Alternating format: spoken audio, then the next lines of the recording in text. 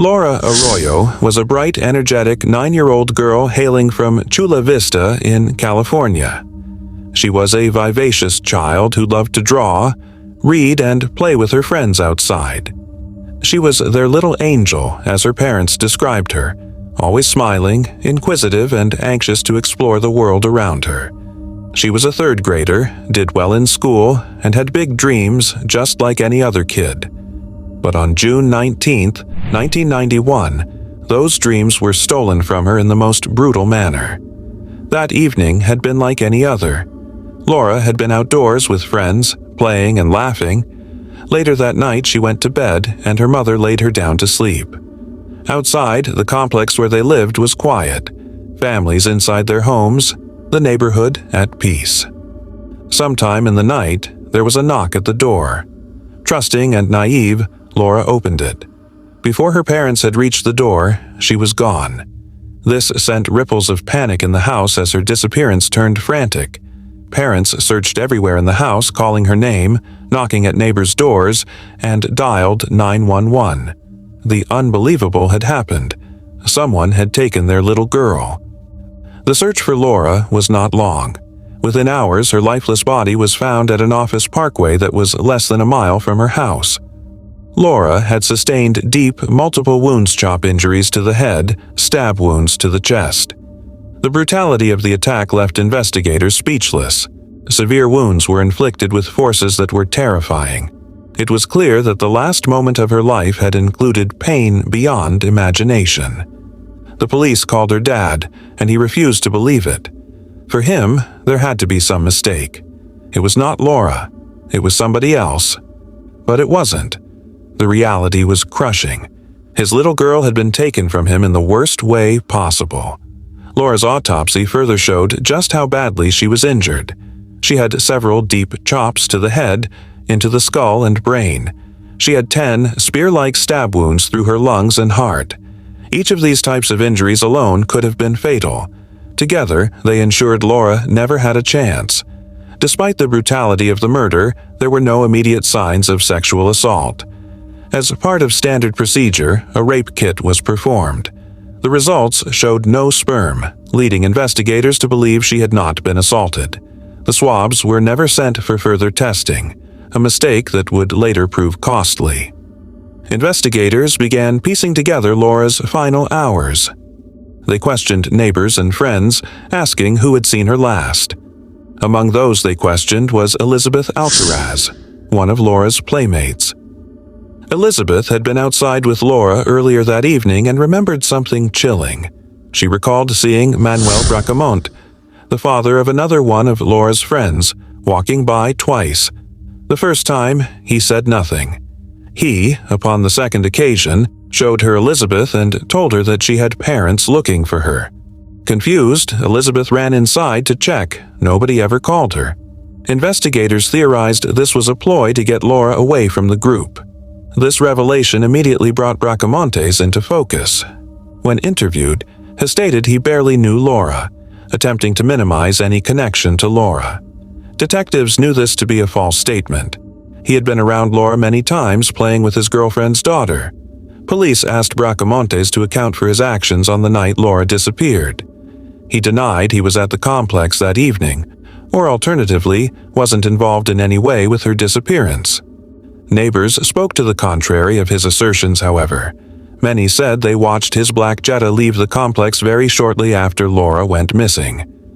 Asked what should be done with such a horrible offender, Bracamontes showed an unnervingly careless reaction. Most were angry and wished some sort of justice, but he just shrugged it off, maybe go to jail forever. Investigators obtained a search warrant and collected hair and blood samples from Bracamonte. A search of his home and car did not produce the murder weapon. Fibers from one of his sweaters were found on Laura's clothing, which might have been the forensic link to him. There was enough circumstantial evidence against him that the district attorney declined to file charges. A year passed, then another Laura's case grew cold. Her family waited for 11 long years, desperate for answers. But the wheels of justice grind slowly, and with poor forensic evidence to go on, no conviction was ever made. Then everything changed. New forensic technology paved the way to reinvestigate old evidence. The rape kit, previously disregarded years earlier, was retested. This time, the results were stunning. Over 10,000 sperm cells on Laura's oral swab. A full DNA profile was produced, and the results were indisputable. It was a perfect match to Manuel Bracamonte. Investigators wasted no time after this new evidence arose. On October 24, 2003, officers were ready to take Bracamonte into custody. He sat in his SUV when law enforcement approached him. At their approach, Bracamonte saw them and panicked. Instead of surrendering, he took off at high speeds, leading police on a dangerous high-speed chase. He drove erratically, sideswiping a police car in a last-ditch effort to get away. But in a bid to outrun them, he lost control of his SUV. The vehicle flipped over, crashing in the middle of the road. Officers swarmed in, pulling him from the wreckage. Bracamonte was taken into custody, unharmed. At trial, additional forensic testing revealed even more damning evidence. Bracamonte's DNA was on Laura's fingernails and on her neck. There was no case for him. As the prosecution outlined the details, Laura's family heard painful testimony and relived the horror of her final moments. Her father, overcome with grief, struggled to contain his emotions. He looked across the courtroom at Bracamonte, a man who had stolen his daughter's life. The trial continued for months until, on September 2, 2005, a jury delivered their verdict: guilty. A sentence said Ital, the defendant, Bracamonte, was given the death sentence. For Laura's family, finally, there was justice. The man who had taken their daughter now sat behind bars, awaiting execution.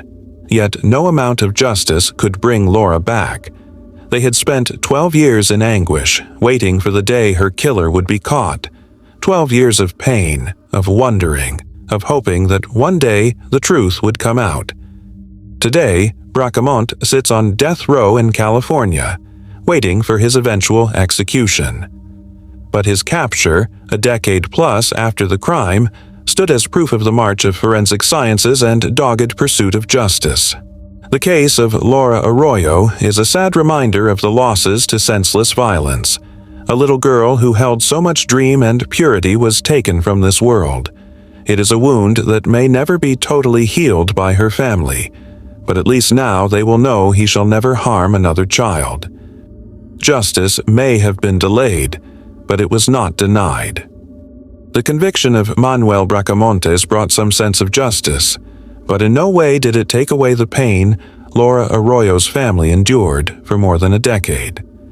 Her parents had lived in unbearable pain, knowing the man who took their daughter's life had been free for years, living his life as if nothing had happened. Now that the trial was over and the sentence of death had been pronounced, this could be a beginning of healing for the family, though the scars of their loss would never fully fade.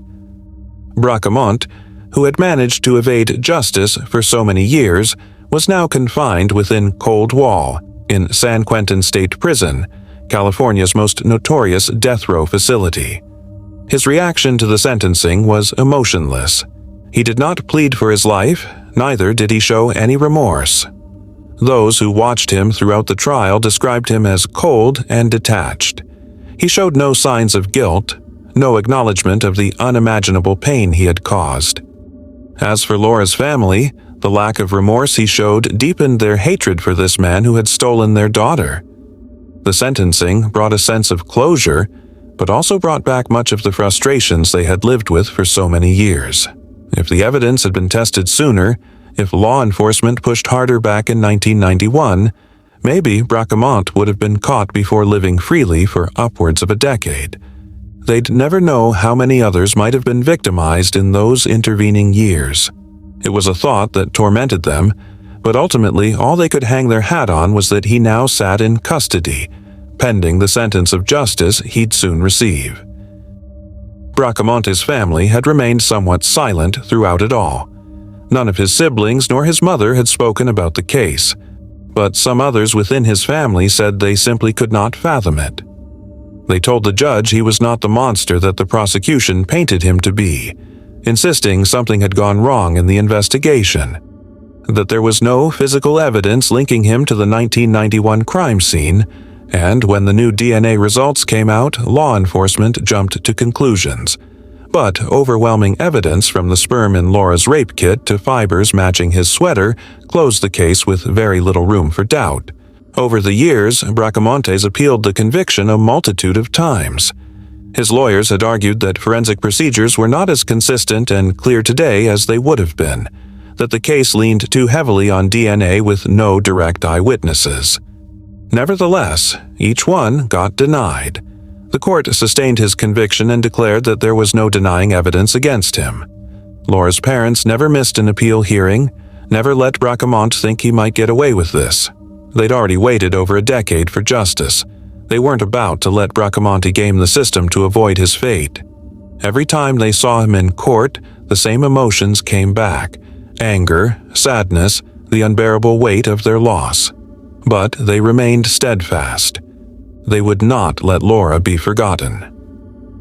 The Laura case turned into a sad case, which brought about the role of forensic science in solving cold cases. Most of the policies of the law enforcement agencies changed on storing evidence and testing.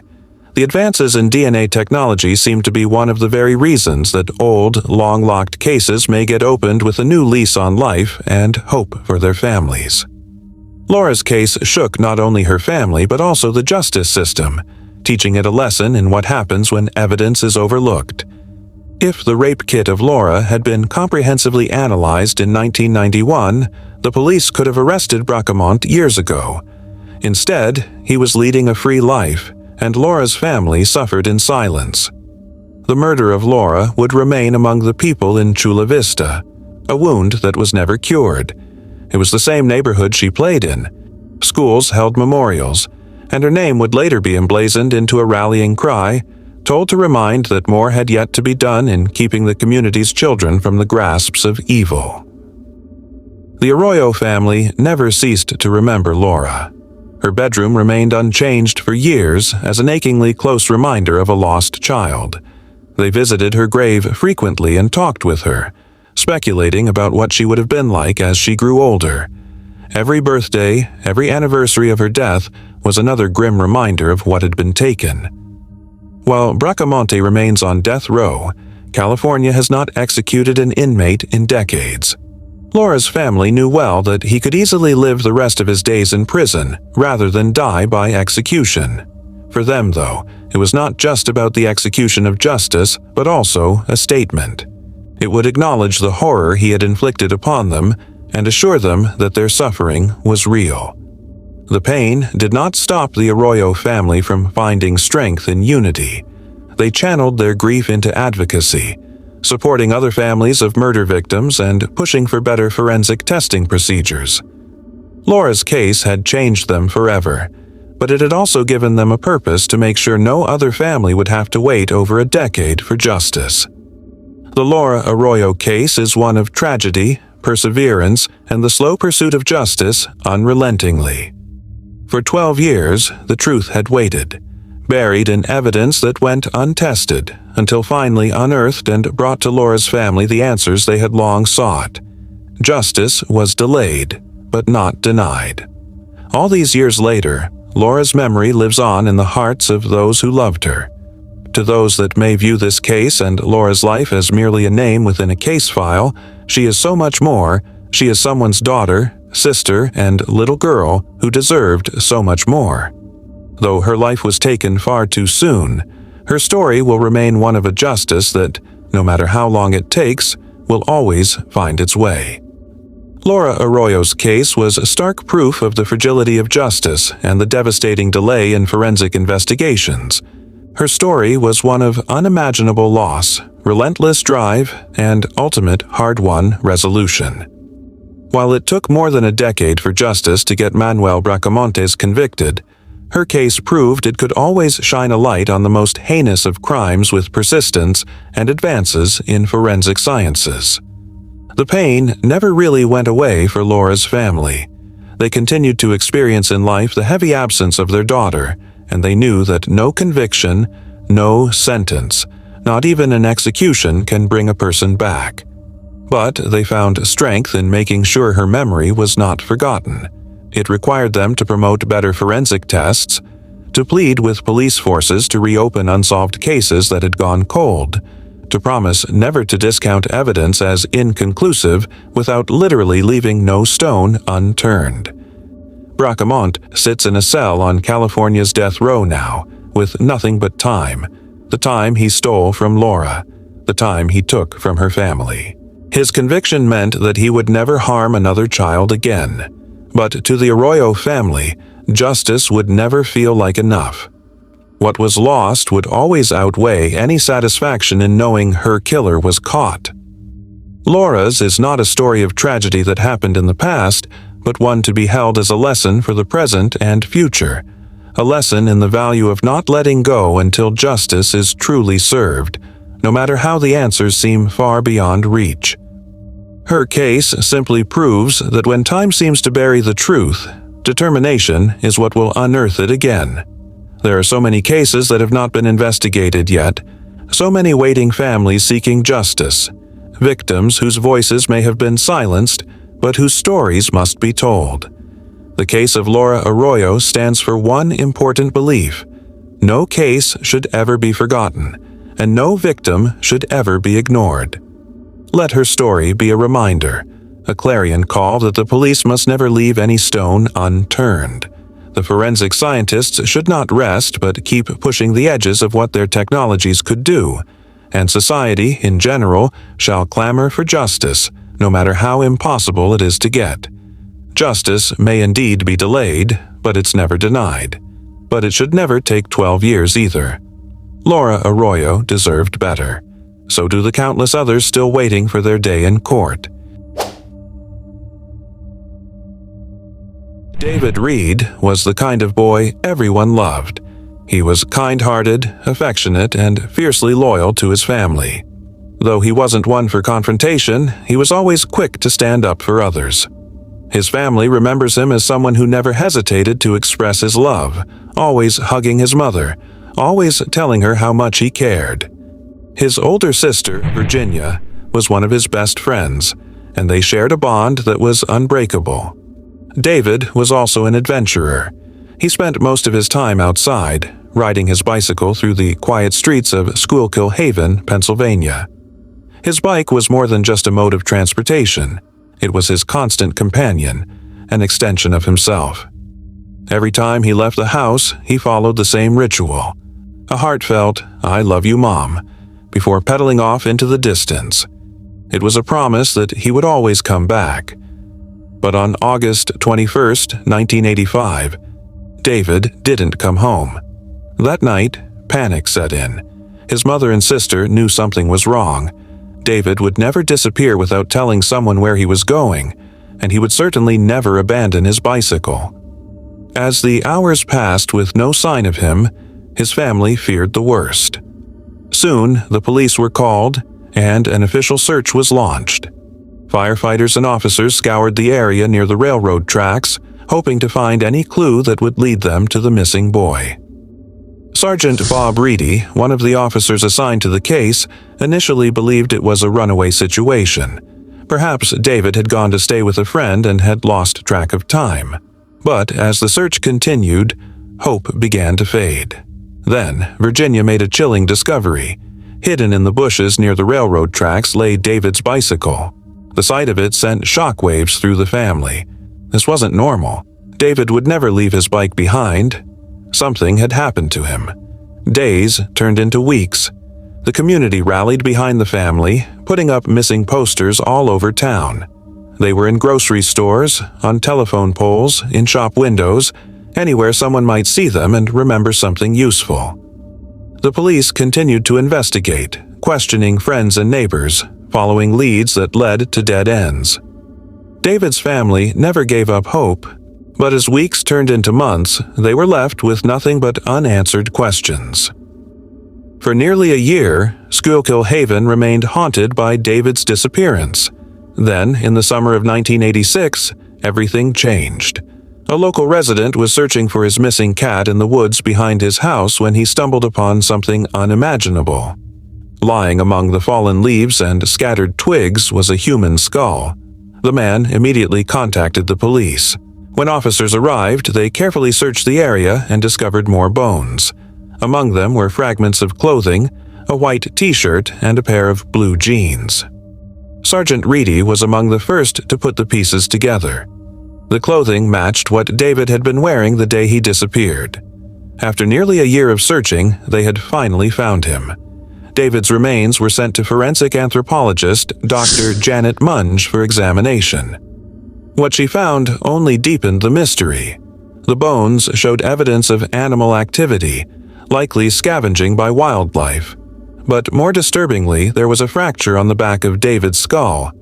It was unclear if he had fallen and hit his head or if he had been struck by someone. With no way to determine exactly what had happened, the cause of death was officially ruled as undetermined. David's family was devastated. They now had the answer to where he was, but not why he was there. For years, the case went cold. Investigators had no leads, no witnesses, and no physical evidence beyond the remains.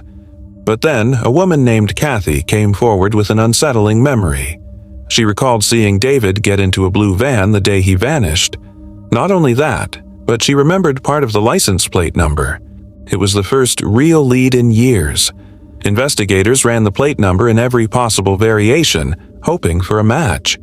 They tried switching numbers for letters, reversing digits, and running every combination possible. But no matches came up. Just like that, the case went cold once more. It would take 23 years before someone looked at the case with fresh eyes. In 2008, Pennsylvania State Trooper Robert Bednar took on the case. He was determined to find the truth about what had happened to David Reed. As he combed through the old files, he noticed something that had been overlooked. One individual, a known drug dealer with ties to David's family, had refused to cooperate with police during the original investigation.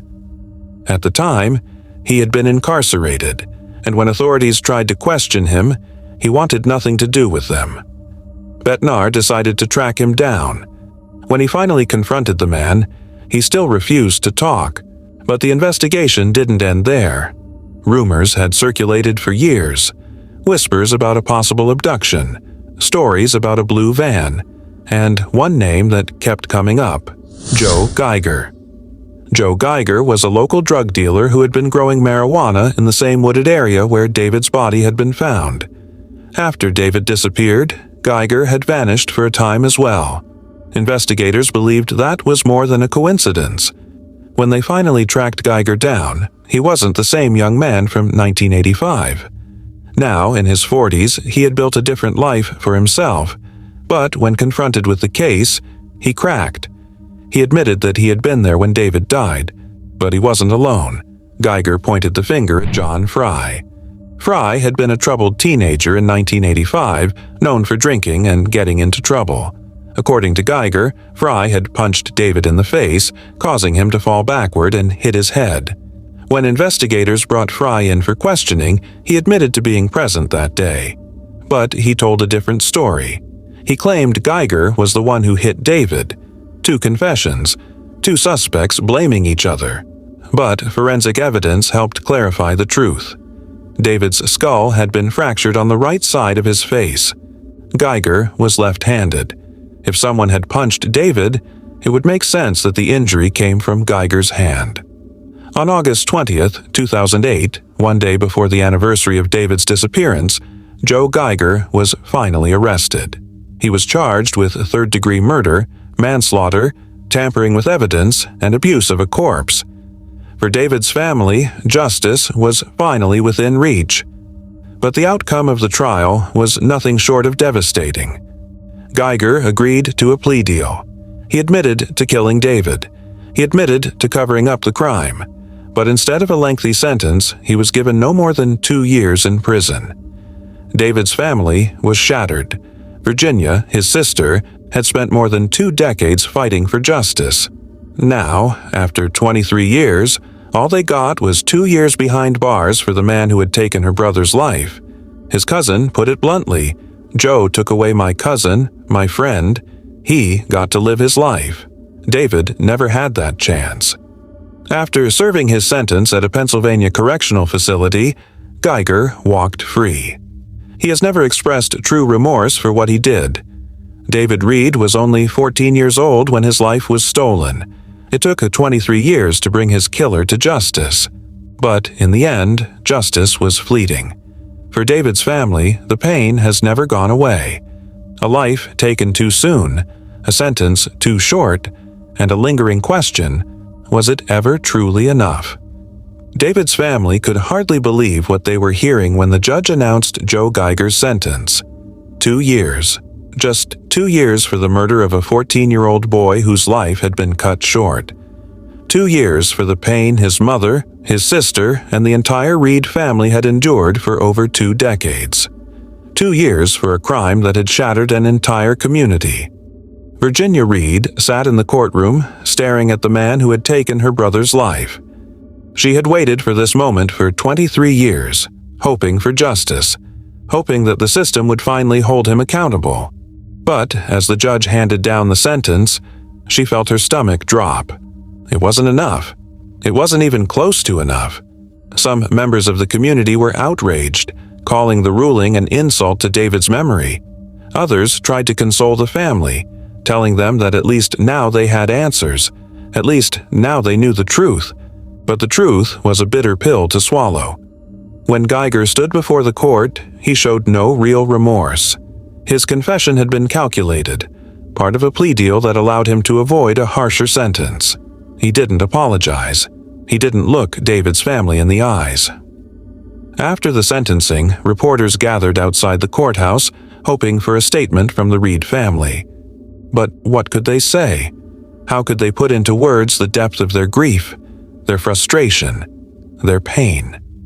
Virginia eventually spoke. Her voice was steady, but the weight of her emotions was evident. For 23 years, we lived with unanswered questions. We lived with nightmares.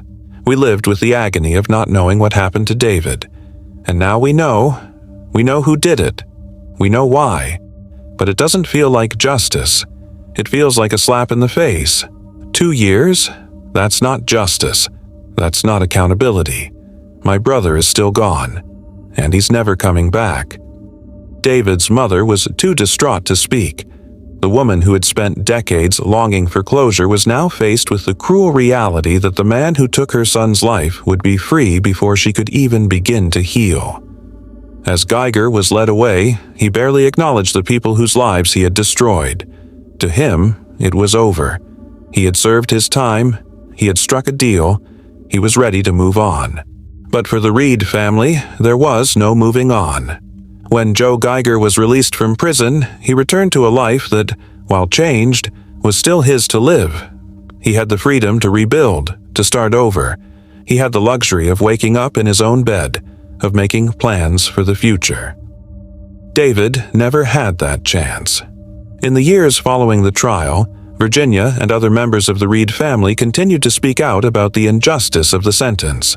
They pushed for changes in the legal system, advocating for harsher penalties for those convicted of crimes like Geiger's. They wanted to make sure that no other family had to endure what they had gone through. Meanwhile, in Schuylkill Haven, David's memory remained strong. Friends and family organized memorials in his honor, ensuring that his story was never forgotten. His mother still kept his childhood belongings, unable to part with the last pieces of her son's life. His case became a painful example of how the justice system sometimes fails those who need it most. Even though Geiger admitted to being involved in David's death, there were still lingering doubts. Did he act alone? Was John Fry more involved than he claimed to be? And, most haunting of all, was David still alive after the initial blow? According to Geiger's confession, David had been struck and left behind. He had cried, he had been conscious. Hours later, when Geiger and Fry returned, they believed he was dead. But what if he wasn't? What if, in those crucial hours, David had still been alive, waiting for help that never came? The thought tormented Virginia. For years, she had imagined what her brother's final moments must have been like. Had he been scared? Had he suffered? Had he called out for help, only to realize that no one was coming? There were no answers, and there never would be. Despite his short sentence, Joe Geiger's release did not come without consequences. He returned to a town that no longer welcomed him. Many people still remembered what he had done, and they weren't quick to forgive. Rumors swirled about his whereabouts. Some said he moved out of state hoping to escape the shadow of his past. Others claimed he lived a quiet life, keeping to himself, avoiding the community that once knew him. But the truth was simple. While he was free, he would never truly escape what he had done. John Fry, who had also been implicated in the case, continued to maintain that he was only a witness, not an active participant. The law had determined that his involvement did not warrant prosecution, and he remained a free man. For Virginia and her family, that was another injustice. Another reminder that the people responsible for David's death had walked away with barely a scratch. Years passed, but David's story never faded. His family worked to keep his memory alive, sharing his story with new generations. His case was featured on television, drawing attention to the flaws in the justice system. Friends and loved ones continued to visit his grave, leaving flowers, notes, and small mementos, a reminder that he was still loved, still missed. Virginia, who had fought so hard to bring his killer to justice, carried the weight of his loss with her every day. She found purpose in advocacy, speaking out for other families whose loved ones had been taken too soon. She made sure that David's name was never forgotten, because he was more than a case. He was a son, a brother, a friend, a boy who had dreams, a boy who had his whole life ahead of him, a boy who never got to grow up. David Reed's murder was solved, but justice was never truly served. It took 23 years to bring his killer to court, and in the end, the punishment did not fit the crime. His family continues to mourn, continues to fight, continues to remember. Because while Joe Geiger walked free, David Reed never will. His story is a reminder that justice delayed is justice denied. And for the Reed family, the fight for justice never truly ended. It simply became a part of their lives. A life without David. A life with more questions than answers. And a life forever marked by the loss of a boy who just wanted to ride his bike and come home, but never got the chance.